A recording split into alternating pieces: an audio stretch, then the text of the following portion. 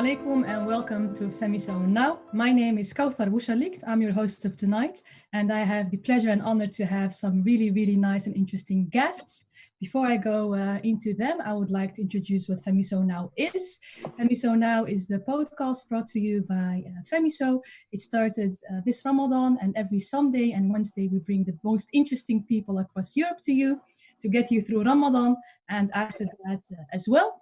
And today we are going to talk about the COVID-19 crisis and the post-COVID-19 societies. And we will be talking about how this crisis affects Europe, what we can learn from that, and what's happening on institutional and on local level. And for answering these very big questions in just 1 hour, I have some very exciting guests with me. We have Mohammed Shaheen from the Netherlands joining. He is member of the European Parliament. I have FEMYSOnow with us. Thank you so much for being with us, FEMYSOnow from Spain. She is councilwoman at Madrid City Hall and innovation expert. And then we have Majid with us, former MIP before the big Brexit, and a social justice activist and writer. And I'm very happy you joined us with this live session. Please feel free to add comments and questions into the comment section, because based on that, we will take you into account and answer some of those. So share this, be part of the conversation, because we do believe that this conversation could be part of something bigger to proceed to work after the COVID-19 together as well. So that's it from my side. Welcome again, Mohammed, FEMYSOnow, and Majid. And since we just have 1 hour, I will jump right into one of the big questions. So let's do that. And I'm quite sure you will be able to give us great answers. So just zooming out a little bit, when it comes to pandemics and big crises like these, in the past, we have seen that they have a very big political impact as well. They say that the crisis, the financial crisis of 2008, has led to the uprise of populism and some extreme developments into societies where the most vulnerable are not only being affected by the crisis itself, but also by the aftermath. So what do you think, just still being into the crisis, the legacy of this specific COVID-19 will be? And what do you think we will take away from it? Who's gonna be the first one to tap into this? Okay, then let me start. Hi, assalamu alaikum, everyone. Nice to see you again, Majid. Salam, FEMYSOnow, and thanks, Kauta, for the invite, and FEMYSO for the invite. I mean, it's a very interesting question. I mean, what are we going to take out from it? Usually what I do is, of course, we have to wait what the outcome will be, but we know that the crisis will be severe. We know that the economic impact will also be severe. And we know from earlier crises what the impact has been on society. For example, in the Netherlands, we know that when it comes to unemployment, after the crisis of 2008, minorities were hit almost 3 times as high. So 3 times more unemployment rates amongst migrants or Dutch people from a migrant descent than the regular, let's say, the native Dutch. That will be, I think, we will see similar things there. In 2008, we saw a lot of nationalism rising up. Maybe similar things will happen here. We don't know yet, but I mean, as politicians, we should be prepared to make that this can happen, and we need to make sure that we have policies on the table to make sure that we fight these type of threats. Yeah. And just touching upon that, and I think 100% in 2008 we did have a massive rise in hate crime in general, but also it's interesting to see the fact that in Italy and Spain and some other places across Europe, there's been a massive rise in Euro skepticism. Of course, it's always been in there within certain far-right groups, but people are using the corona crisis and the EU's response in terms of, well, listen, they didn't show solidarity enough to those countries like Italy. And even though the European Union has come out and have apologized for it, a lot of countries are saying, like, are using that as a tool to kind of beat the European Union with, to say, well, listen, look, it's not fit for working, basically.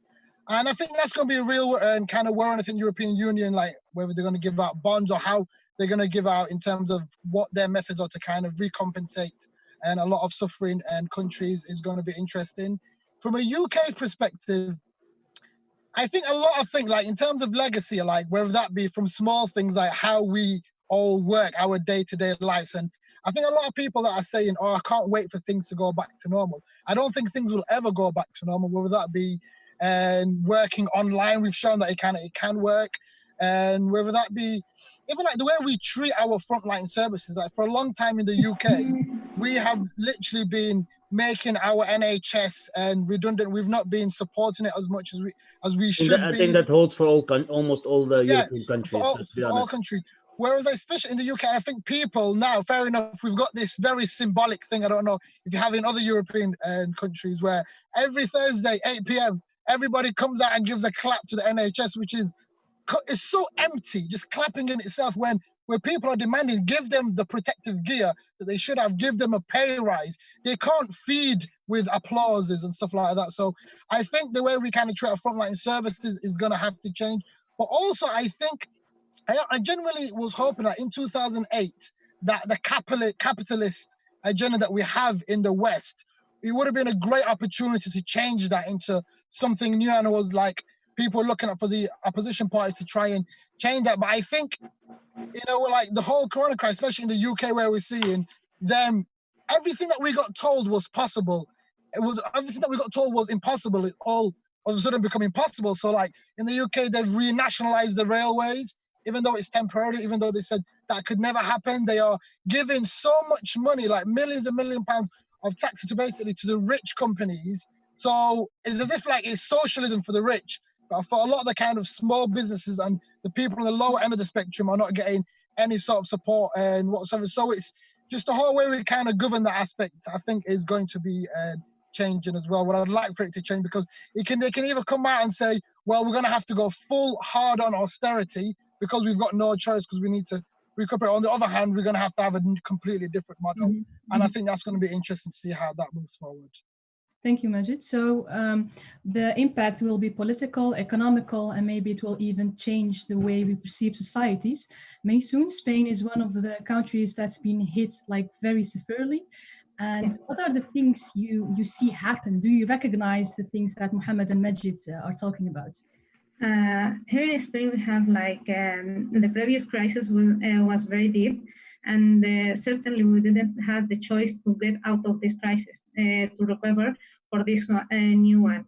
And we weren't so prepared as maybe Germany or UK or France. And I think that the crisis will be more severe because we lost some credibility on the public sphere and the government. So institutions in Spain haven't been able to communicate properly how is the crisis hitting every sector and how we can collaborate or how we can prepare for the next weeks. And this was was a very crucial moment because all the far right movement take this element to prepare themselves, run campaigns on Facebook, Twitter, and all of this to hit the government and to try to set a new reality and get out the former government and establish a new one. So we faced some crisis moments that were very, very dramatic for Spain because everyone was in the mindset to care about his family, his mates in the work and all of this, and there was a big part of the society looking for a new government in spite of working all together to get out of this situation. But from the side of the opportunities, I say that we need somehow we need a pandemic to have a temporary layoff and our social system to care about all those people. The temporary like telework and telecommuting, the help to balance between the life and work in different sectors. We make sure that it wasn't that important to be present at work to be productive. We can be productive at home. And finally, we can have like a public debate, not only in Spain, but across Europe, about the minimum income or guarantee minimum income to overcome this social crisis over the healthcare crisis or the health crisis, but also all the debate about how we can deal with Europe after all this crisis. The bonds could be a solution, but from my side, we have to reframe our interest on how we collaborate between the different countries and Europe, and also as citizens across Europe, how we can tie our relationships and be self-sufficient for the next decade. We are not in the need of having our industry in China or in other countries. We have to make them back in Europe and make our strength from our own labor market, our know-how industry, and all of this. And I think that COVID have opened our minds and our thoughts towards new realities, being sustainable based on our own resources. Mm-hmm. Thank you so much, Maysoon and Majid. One thing I heard both of you say is that, Majid, on the one hand, I heard you say Euroscepticism. You in the UK have some experiences with that. And Maysoon, I hear you mention that like governments even lose trust when it comes to credibility and the way they are capable of managing things. So I'm looking at you, Mohammed, being still part of these institutions. What do you think that happens when people lose trust in the whole government and side of the aspect? Can I say something about that? Because I do believe that society probably will change. I see some positive things that inspire me and give me hope during this crisis, but I know that people have a short-term memory loss.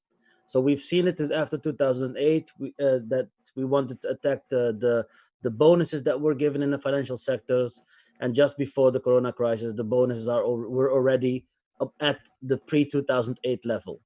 When it comes to Euroscepticism, they are so hypocrite. It's not even time to laugh, it's time to cry. They look at Europe and say the institutions are not doing their best. They have failed us during this Corona crisis. These are these Eurosceptic movements. You can see them in almost all countries. Europe has failed us. But Europe doesn't have a health competence because of this right-wing extremists that don't want Europe to be more active, to be more coordinating. You cannot have your cake or eat it too. Or was it the other way around? I think both are fine. This is impossible. So either we move into a society where we limit capitalism, where we make sure that if we have profits, they can be given to the shareholders, but at times of losses, the shareholders have to step up also. Let's look at we can look at KLM and many other companies that are now calling for a bailout, asking for money. Why aren't they asking their shareholders that got, I do not know how many billions of euros last year? Let them chip in. So either we become more a social democratic society where things are shared, also the profits, not only the losses, or we go the other way around. Everyone is for themselves, egocentric, capitalistic. These are the two paths we can continue. When it comes to Europe, either we unite more as Europe, we become more solidar amongst each other. It was ridiculous that, for example, these face and nose protection materials were stopped from exporting from Germany and some other countries to help our friends in Spain and Italy. This was a big failure of all of the member states. But if Europe had more competence, if Europe had the ability to be more of a coordinated role, these things wouldn't happen. That's my thorough belief. So the people, and let me round up, the people that are now clapping every Thursday in Britain and in Belgium every day at 8 o'clock, and in the Netherlands, I do not know how many times they do it. Those people should, at the next time, when they go to the ballot box, vote on parties that do want to give these healthcare workers a better salary and better protection gears. I mean, those people define their own future and the future of their country. Just on that, and Mohammed, like in the UK, we've got a notorious figure and called Richard Branson, who owns the whole Virgin and aspect, and he's like billionaire basically. And it caused such an outrage in the UK when he was like, "Yeah, I'm asking for a big bailout from the government. Please help me." Yet he's still like, I don't know how much of his staff he kind of laid off or anything like that. But in a capitalist world, like the market should like decide, like if it's the hypocrisy of it all. Because if your business wasn't doing well, you go under. Yeah, so it's as if like the government seem all easily willing, but we need to understand the fact that these are the people that fund our governments at the election. So is the government, the British government, for example, the Conservative, they've got inherent interest because they're the people that give them power to actually govern in the first place. So it was like in the UK, it was really heartbreaking. We saw like we had like such a good heads up by seeing what happened on Italy, by seeing what happened in Spain, them having to like use their ice rinks as a temporary morgue. And I was thinking, subhanAllah, that will never happen in the UK. And now we're literally, even in Sheffield, using our ice rinks as what you call it, morgues. So we saw this coming, yet we chose not to do anything about it. And like at the moment, the UK's government has got a really positive approval rating because it's even during the war and But stuff it's like that. silly. It's kind of It's crisis. silly. But you know what it is, Mohammed? Where is the role of the opposition in my opinion? So you are going to get, I mean, of it's course, hard. like at the moment, the government is using this whole opportunity as a PR stunt, basically. And even the fact that when, as a European continent, like I honestly think the way that the EU like kind of decides how to kind of act on this is what will define if it's going to continue to be a success or is going to continue to fail. So when there was kind of whole procurement agenda and that the UK said, oh, well, we didn't see that email, we kind of missed that email, which is completely not true. So they made a political decision not to get any support from the European Union. And one of the, I guess, blessings from all of this is the word Brexit has not been mentioned once in the UK. And that's the government wants to do. Like, government doesn't want to talk about Brexit. And I know me and you, Mohammed, we were talking about it yesterday, but it's maybe because when everything goes tits up and everything goes wrong, they don't want to say it's us leaving the European Union. They want to say all this economic crisis, everything that's happening is because of the COVID, corona virus, and there's nothing that we could have done about it whatsoever. So it's a very testing time. It's very, very funny. Can I say something small? Because something that has amazed me a lot is that these conservative governments ask people that get welfare more conditionalities that they should fulfill to get it than the billion injection they give to all kinds of companies. This is something to really think about. A woman or a man, a single dad or a single mom that is raising their children, that has a hard time, that gets maybe, let's say, 900 euros a month. That welfare has more conditionalities than the 4 billion injection from the Dutch government to KLM, which is ridiculous. I mean, I always tell my right-wing friends, listen, be as conditioned as you are towards these poor people that get a bit of welfare. If you treat companies the same way, then I'm with you.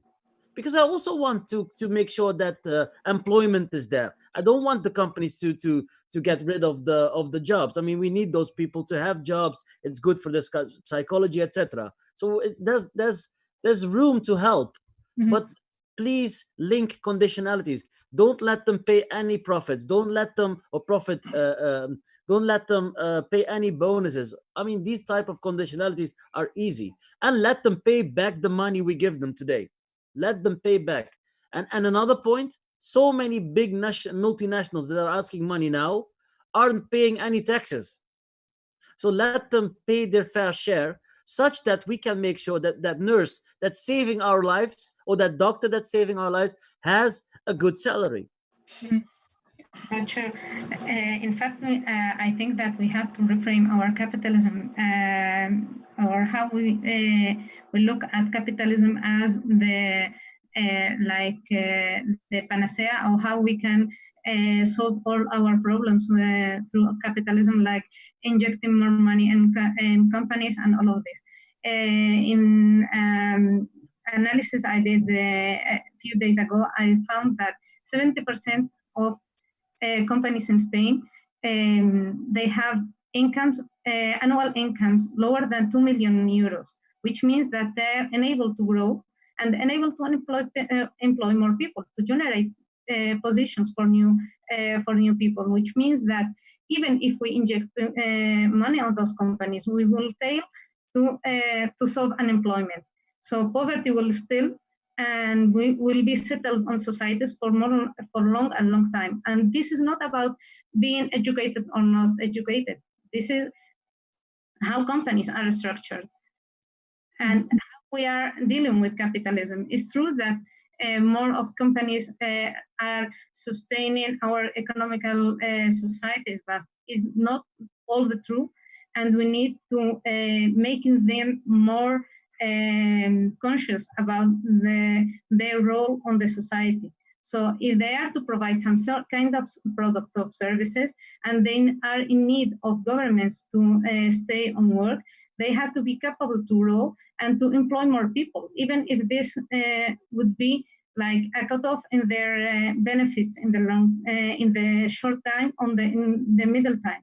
But it's not fair, like, to support them with no guarantees on how we will face the next crisis or the social crisis to come. I think it's a very interesting analysis. It reminds me of what's happening overseas in the US, where some people are saying, I'm willing to die for capitalism in a way. They want to go work and add to the economy, basically. So that's a whole other way of looking into society and the way we organize ourselves and what it means to be part of that. So we've seen that based on your experiences, that this crisis basically has shown us a few things that go wrong when it comes to the way we organize work, in a way, the way people do or do not trust institutions, and how these different approaches lead into actually defragmentation of the whole of Europe. And then in the end, it bites you back in a way.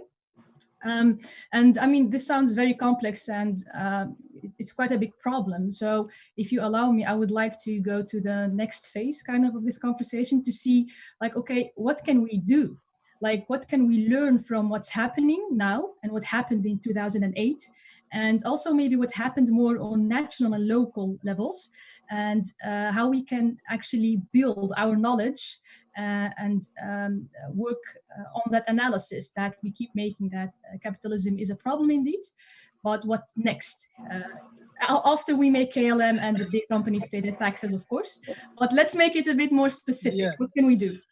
So, do you know, this corona crisis has only exposed the deep inherent equality that already existed in the UK. It's just blown it up, basically. So all of this rhetoric that we use, especially in the UK, that, oh, we're all in this together, is completely not true. We're not in all of this together. Like, even from the local perspective, we have people complaining, and even like the police going up to like people with drone cameras in parks saying, go inside your houses and stuff like that. But we need to understand, first of all, it's a privilege to self-isolate. The fact that you can self-isolate in your house, you've got a home, you've got enough space to self-isolate, you've probably got a garden to do that. Many people from lower income families, working class communities haven't got that privilege. So it's already been interesting to see from a social aspect what's the kind of divide that's been happening from there. But at the same time, alhamdulillah, there's been so many amazing community activists that have literally risen up on basically mutual aid groups, supporting each other's neighbors, setting up action groups, setting up food banks for people who are on the lower end of stuff. So from my perspective, it's just a case of how can we need to continue that same energy. And fundamentally, when it's all said and done, we need an entire system change. We need to completely change the people who are governing us, which in aspect is we need a change of government. So that's why, from my perspective, it has been a bit disappointing to not get as much of a robust opposition in the Labour Party as much as we'd like it for them to be seen. But at times they would argue that they're trying to be diplomatic and all that aspect. But Majid, I mean, I don't want to debate you. You know, you're a good friend. But no. In times of crisis, it's always hard to create opposition against leadership. People automatically, because they see it as a fight, And when you are at war, you have a fight, people tend to unite, you know. It's hard to No, of course, criticize. I Mohammed. mean, this is also in the Netherlands, it's hard to criticize our prime minister. But Mohammed, Like, it's not a people case say, of, come on, stop. no, I agree. It's not But a the case. time will come, the time May will I come. add something? The time will Just one come. second. Do you know what it is, Mohammed? It's not a case of opposition for opposition's sake. Like when we've got a government who is blatantly lying or who's blatantly giving misinformation to people or withholding something, I find it's the responsibility of the opposition to say, no, you've got this wrong. Or it's not just a political point scorer, of course. Okay, then I agree. I fully agree. There's no appetite for that whatsoever. At the moment, we're in a global crisis and everyone's trying to pull together. Like when there is mistakes that are meaning people as a result are losing their lives, actually, we've got a responsibility, not even our opposition, but because citizens. I can give you an example. In the Netherlands, Mohammed, let's get back to Maysoon. She wanted to say something before, and then we can go back. Experience in Madrid City Hall, for example, we are Mas Madrid. What we presented is a whole package of measures tailored by the NGOs, the unions, and the companies, and all of this. And we presented all these measures to the government, to the local government as opposition. Like, you are being very busy, like dealing with all the social problems, the healthcare systems, and all of this. And we will help you to get to those solutions and to those measures that are that have the major consensus about everyone. And we presented all these measures, and most of them have been very good, welcomed by the government. Like, we are like supporting each other, and you are doing like a good opposition in terms of helping to overcome this situation. I am agree that it's not the time to like showing all the leaks or all the bad management, because none of one was prepared to deal with this situation, and kind of mistakes will happen all around the way. But the question is that we have to minimize all the impacts. So in our case, we have a conservative party, and the kind of solutions to come is to provide low-income families with pizza to eat during the 50 days before. So you can have an image on the kind of solutions they provide to people are not the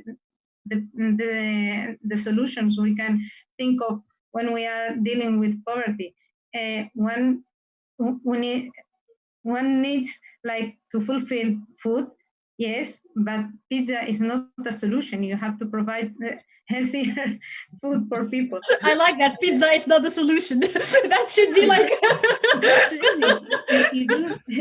It was like, yes, everyone likes pizza. Why not to have pizza every day for 15 days? It was like, sorry. Yeah. So listening. Is it frozen pizza? No, it's pizza from Telepizza. It was fresh, at least. At least. Hey, while listening to you, I heard like it's kind of looking for a balance between, on the one hand, opposition, like saying that it is, but at the same time also realizing that, like Maysoon mentioned, like there is need for some kind of cooperation, because as Mohammed mentioned, this is a certain kind of a war. So how do we find that balance between like having these grassroots initiatives and trying to help as much as possible, but then at the same time trying to change the whole structure that's the problem in the first place? So you don't keep like just doing small things and have small solutions that are temporarily. Mohammed, I think you wanted to say something before? Yeah, just before, because I want to give the example of the Dutch Minister of Healthcare that resigned because of he was overworked. And I was really annoyed by some of the opposition figures in parliament. And my party is also one of the opposition parties, by the way. But some parties, like the right extremist Geert Wilders, was like every time asking the minister to come to parliament to have a debate on some topic, you know, the number of beds, the number of this, the number, and the guy was overworked. I mean, he was exhausted, and at the end had to resign. I do really think that we should make sure that ministers and commissioners or local councillors or whatever they should be supported to make sure that they can do the work that is necessary, to take the decisions that are necessary. But they should always explain to us why they did things, and debate with us whether that's the right thing to do, and whether like explain the thing they did, whether that was correct and whether they should keep it like that. I mean, there the opposition should play a role, but like to use this crisis to make sure that you are higher up in the polls, that's the type of politics I really dislike.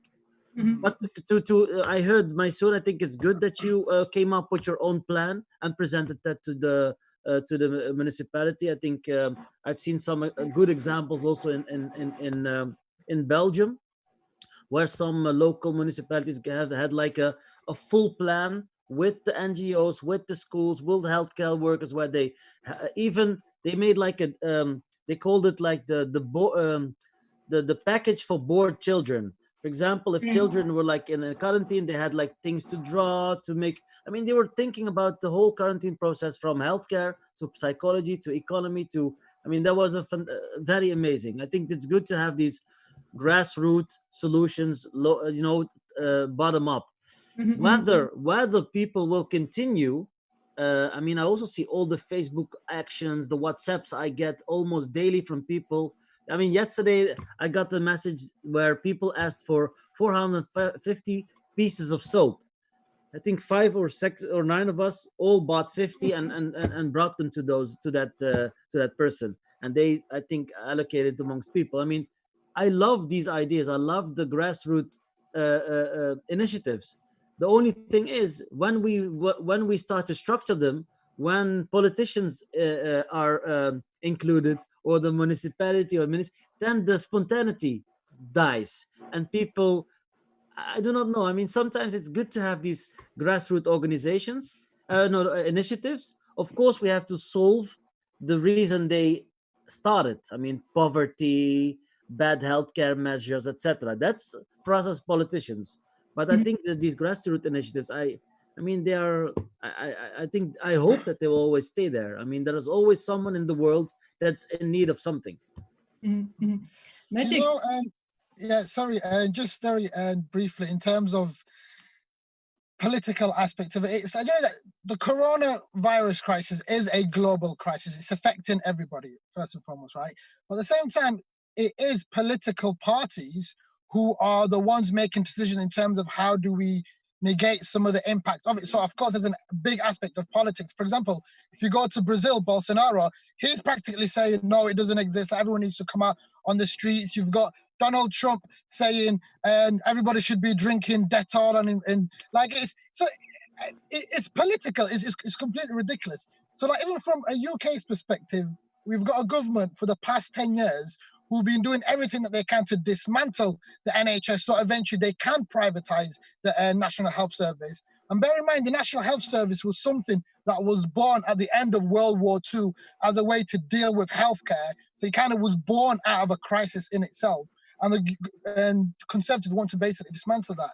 So it's like, all we want is basically, I think there's a big role. And as I said before, it's not opposition for opposition's sake, but of course there needs to first of all be an inquiry into why in the UK we are having disproportionately more black, brown people die from the coronavirus crisis than more than anybody else. There's a third, 33% of all the deaths are from BME and community. There needs to be I think there basically needs to be an inquiry into the way everything was basically handled. To give you one example, the government gave a contract to one of its biggest donors, and Deloitte, which are an accountancy company, to basically carry out tests in a theme park. They gave a contract to an accountancy company to basically carry out tests in a theme park. And guess what happened? It completely failed. The tests went missing. They weren't accurate, because what experience have they got to do? And it's all the way they've basically been handled. Of course, I'm not saying everything that they've basically done was completely negative, but there has been so much blunders basically which have been political. I think there needs to be a massive inquiry into that. And from a local perspective, like a local school near me in Sheffield has basically, the teachers have been getting together, making school dinners at the children, because you think about it, in the UK especially, we've got a massive case with child poverty, And a lot of children rely on the free school meals that they get in schools to basically sustain them as part of one of their main meals in the day. And now they're going to be not having that.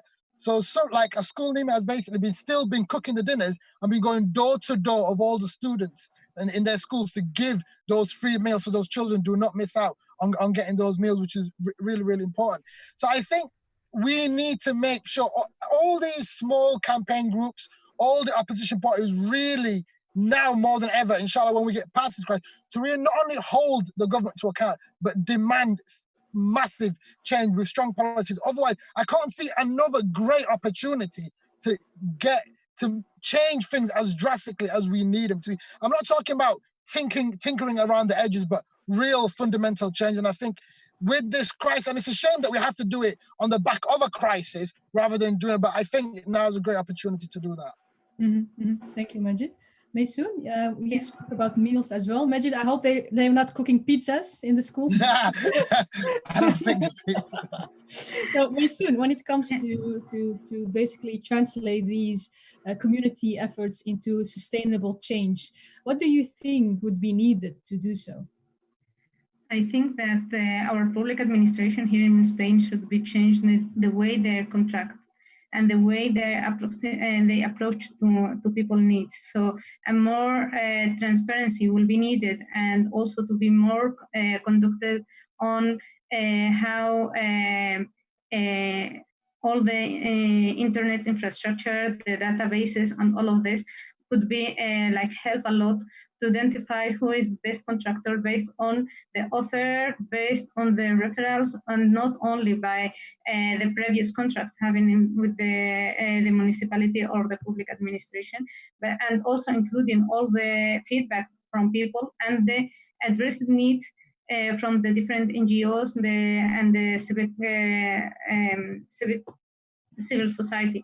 I think that in this crisis we've been, like Majid and Mohammed already said, that the democracy has been touched in the sense that we are not able to ask for the information from how you are dealing with this situation, or how you would solve this situation, or all of this, because we are all aware that the need and the efforts should be prioritized towards those people who are dramatically affected by corona, even from the unemployment or the health situation.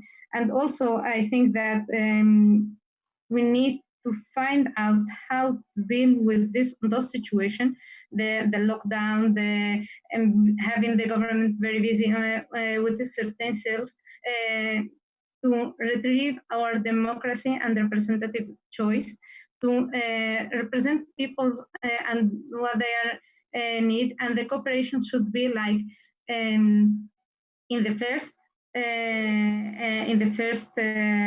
front line on all of this, and getting out from the competitiveness of parties and all what comes to elections.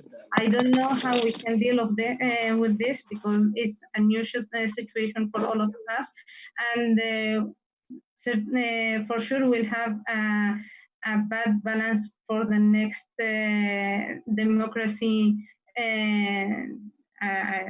participation in the next month. Mohammed said that people forget soon about things, and the opposition has very bad choices in the future, I think. Mohammed, you just mentioned... I'm just looking at Majid. Is he okay? His phone dropped. Majid, are you with us? Yeah. Hello? Yes, we can hear you. Well, technology still happens. Well, he may try to come back. But anyway, let's continue. Yeah, I hope he's fine. We have a crisis in a crisis discussion.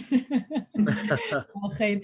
So Mohammed, one thing you said was about, on the one hand, being like involved in this action to buy soap locally. That's a very like community-based action. And then at the same time, you said there is a certain kind of beauty in that, people getting together and trying to help each other.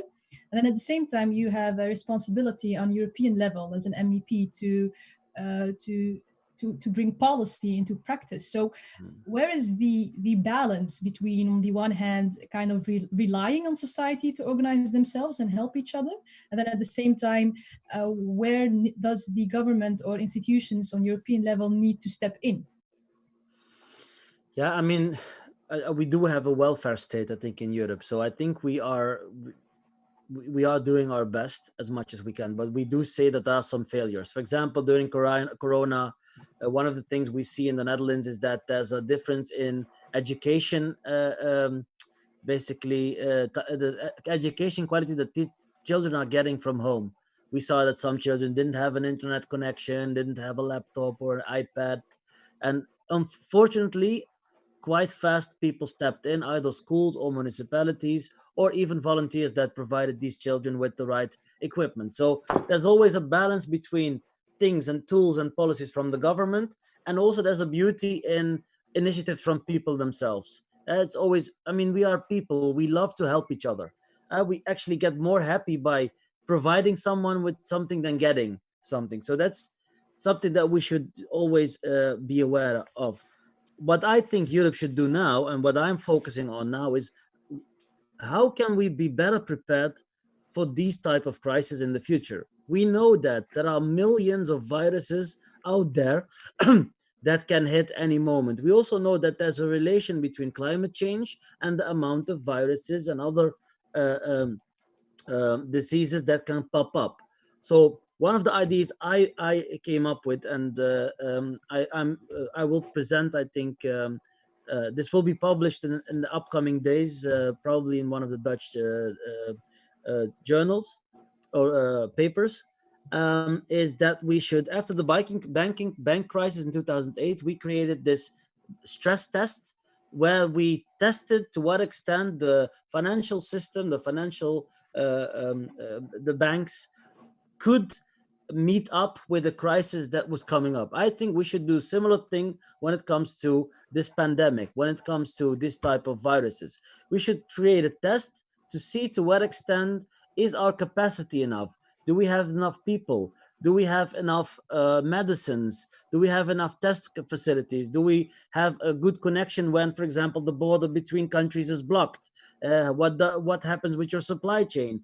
I mean, these type of tests are being developed. I saw that some scientists in 2018 already mentioned this because of the relation between climate change and the upcoming of diseases. We should be better prepared. We didn't do anything. No one is talking about this up to now. I know that in Spain, the government is thinking about creating this stress test for healthcare. So my focus is how can we make sure that if we have another crisis, the least amount of people are hit and we have as low as possible casualties. That's the main focus. The second, then we can talk about the economy, because if people die, there's no economy. We need to save people. So how can we prevent this? How can we better coordinate it? How can we better, I mean, this is something that I really have passion about, and that we now currently in the European Parliament are debating amongst each other.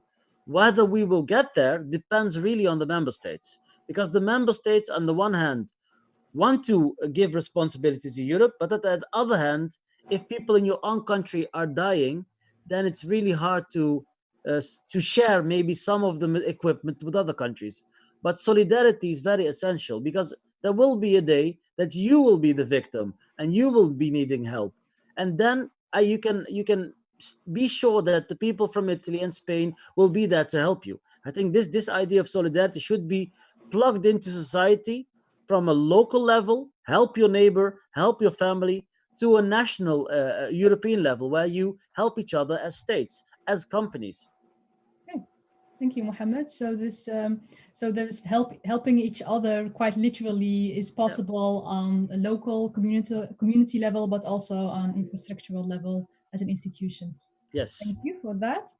Maysoon, what do you think? Oh wait, yeah, let's do this first, and then the question we have from Facebook. Okay, so I think that really we have to look for the future, and sustainability should be a main effort for everyone. Mohammed said that the stress test for our infrastructure should be done. to have like an assessment of what we have and how we can be prepared for the next situation. And I think that one thing that Corona has showed us is that we didn't rely on innovation and R&D. So, and also on the healthcare system, but there are a lot of areas like education. We were not prepared to have remote classes for the different levels for education. Maybe at the graduate people could join classes on the internet, but for the lower classes, they are not prepared, and also they don't have the support. They not need. It's not assured that they would have the support from home.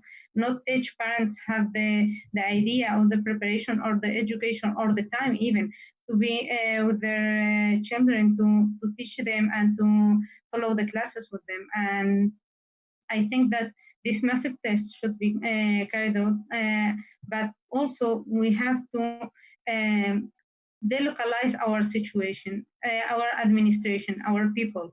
Like the model of having everyone getting in the same town or the big cities, this model is very old for the next situation. For the next crisis to hit, if we have like more atomized, is I think that it will be managed in a very good way, because here in Spain we show that we seen that the small communities didn't have much cases of corona, so they've been able to continue with their local economy, with their activities, with their day-to-day activities. So they localize public services and private services will be a way to not to repeat this damage and the crisis, and to reduce all this bad impact on economy and society also. But also we have to think on how we deal with all our environment. So we are not aware of all the damage we've been done or on our environment and all the stress on our biospheres and all of this. So we can have a lot of employment based on those ecosystems, and join the delocalization and the joining mobility solutions. We can have better prepared system for the future, and also to have more like concern on the local economy more than the global one and the big cities economy and all of this. Mm-hmm.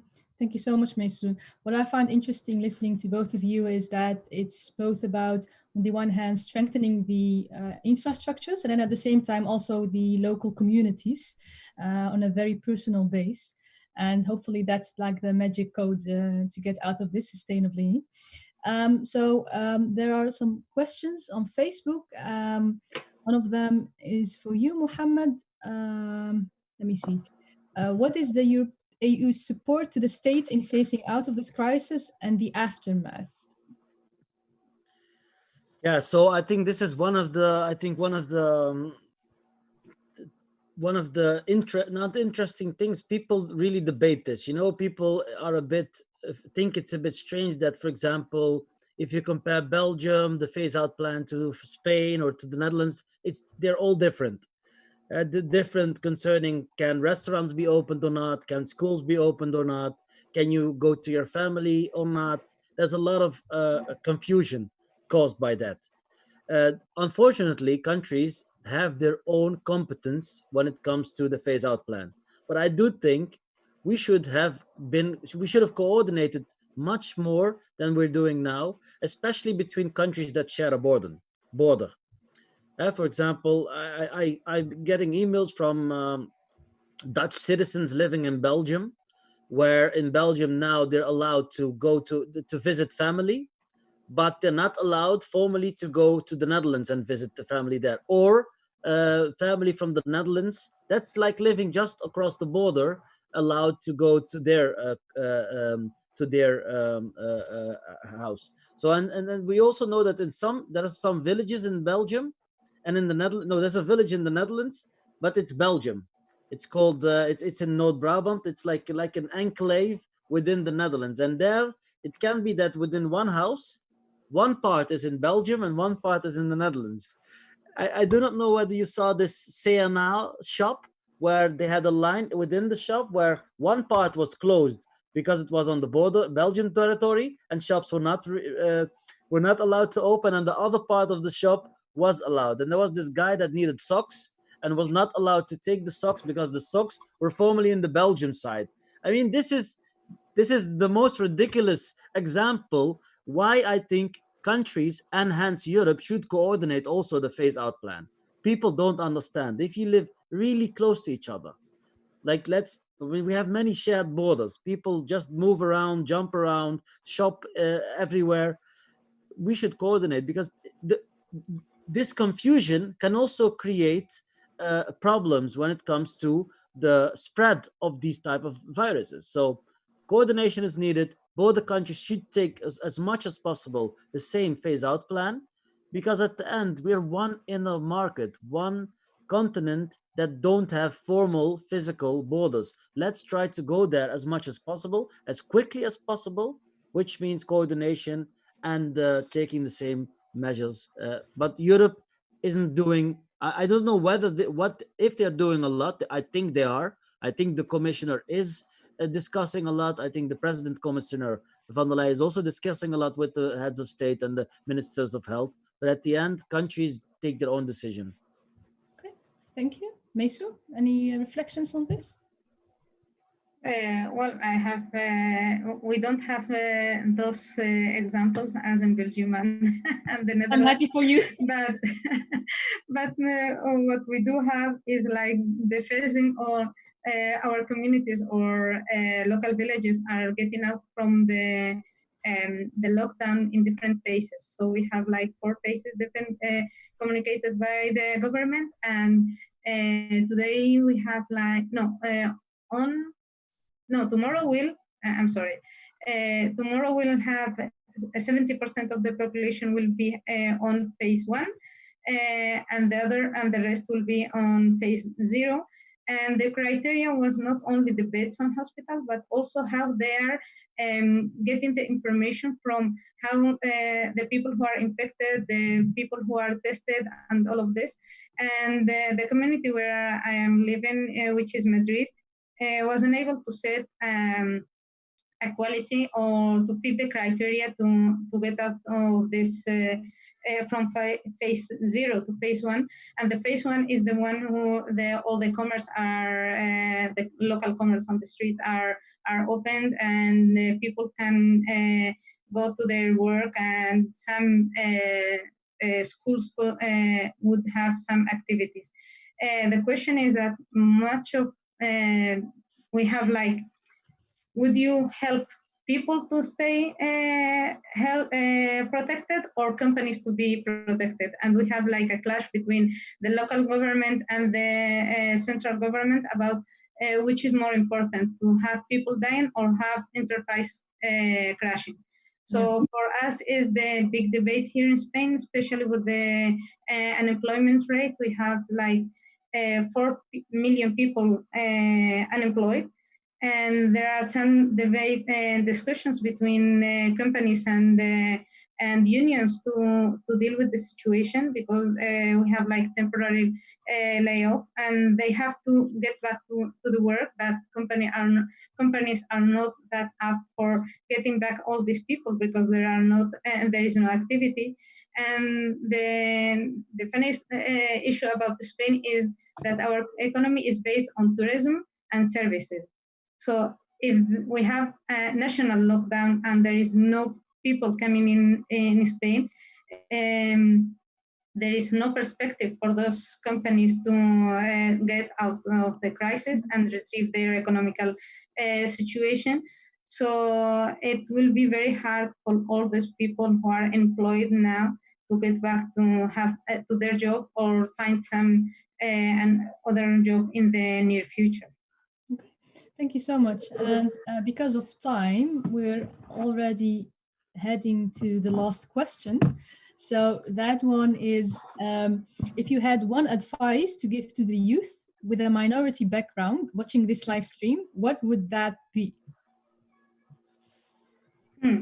I think I would say be proactive, be part of all the political debates, because a lot of things will be changed in this new normality. In Spain, we call like the phase after Corona is the new normality. So this new phase of new normality, new reality, will be crafted by all people of interest, and we should be part of those interests and push ours in the agenda, and be proactive in the sense that don't stay and observe what is happening, even in the job market, and be proactive and find your spot. Okay, thank you. That was the last question coming in. And Mohammed, how would you respond to that? This is a very, I mean, what advice should I give to people? I mean, I think concerning Corona, I think, or in general, I mean, do your best, stay safe, and you will always find some people in the world that will hate you and that will not accept you as a human being or as a as a person from the as a, how do you call it, someone from the same country. But there are many, many, many, many hundreds, maybe thousands of people that you do not hear that really like you, that want the best for you, that want you to be successful, that want you to gain. I mean, please focus on them and ignore the negative. That's what I would say. And then we have Majid being back. You're Upside down. down. What? We're happy anyway. So just stay with us. Don't touch the phone again. We will lose you. We cannot hear you, Majid. Can you turn up your mic? Sorry, my phone died and I had to get a charge. So sorry, but every time I try and flip my phone, it puts me upside down every time. So I'm really sorry about that. No worries. You're just in time for the last question that came in by someone. And FEMYSOnow and Mohammed already answered it. So I would like you to answer two if possible. And the question is, if you had one advice to give to the youth with a minority background watching this live stream, what would that be? Advice, general advice, or in terms of coronavirus, or just in general, is it? This is all I got coming in, so it's up to you. You're free. First of all, I would say make sure like your family and everyone's supported and they've got all the support they need. And I'd always emphasize in starting local. And in all honesty, so like there'll definitely be something that either you're really pissed off at, you're annoyed, or something that you want to change. And I always say, like, find out within your local community, get active in your local community. But I just feel like we can no longer afford to stay on the sideline and be quiet and not get involved. Because if you don't do politics or get involved to change something, it's going to affect us at the end of the day.